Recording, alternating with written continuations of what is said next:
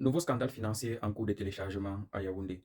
Votre gouvernement a présenté aujourd'hui son plan pour la jeunesse de 2025 à 2035 et votre gouvernement a estimé qu'il aurait besoin de 386,1 milliards de francs CFA pour pouvoir favoriser votre insertion professionnelle dans l'insertion professionnelle des jeunes de 2025 à 2035.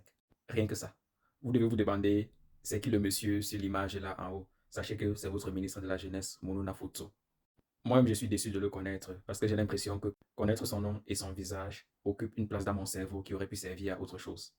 C'est encore plus risible ou ça fait encore plus pleurer quand vous savez comment est-ce qu'ils ont prévu de dépenser ces 386,1 milliards de francs CFA. Ils disent donc que le plan national jeunesse se déploiera à travers une approche jeune articulée autour de 5 axes stratégiques. Le premier, consacré à l'éducation et la formation, concentre l'essentiel du budget avec 334 milliards de francs CFA, soit 86,51% du total. Donc, ils disent que de ces 386 milliards de francs CFA, 334 milliards vont servir à la formation professionnelle. Vous formez les jeunes pour qu'ils partent travailler où? Est-ce qu'il y a le travail au Cameroun?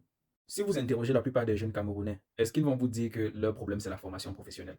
La plupart des jeunes Camerounais vont dire que le problème, c'est l'emploi. Donc, je ne sais pas de qui on est en train de se moquer ici. C'est pour ça que je dis que ça, c'est un autre scandale financier qui est en cours de téléchargement. C'est par la suite, vous allez entendre qu'on ne sait plus où l'argent est passé. Pour l'instant, ils prétendent qu'ils sont juste en train de présenter le plan à différents acteurs financiers et techniques, mais qui ne demandent pas encore l'argent. Bientôt, vous allez entendre qu'on est en train de faire les prêts. Ou lorsque vous allez regarder le budget du Cameroun pour l'année 2027, vous allez voir une ligne qui sera consacrée à ça. Bien évidemment, nous allons faire des prêts pour pouvoir avoir accès à cet argent-là. Les jeunes Camerounais se plaignent de ne pas avoir d'emploi et le ministre de la Jeunesse pas faire des plans bidons pour venir plutôt prétendre qu'il va les former professionnellement. Ceux qui sont formés professionnellement là arrivent d'abord à trouver le travail, que si les ingénieurs camerounais qui sont en Allemagne décidaient de rentrer au Cameroun, ils vont trouver l'emploi au Cameroun. Ils disent que le deuxième axe, emploi et insertion, évalué à 30,2 milliards de francs CFA. Et il doit faciliter l'accès des jeunes au monde professionnel, notamment dans les domaines agro-industriels et technologiques.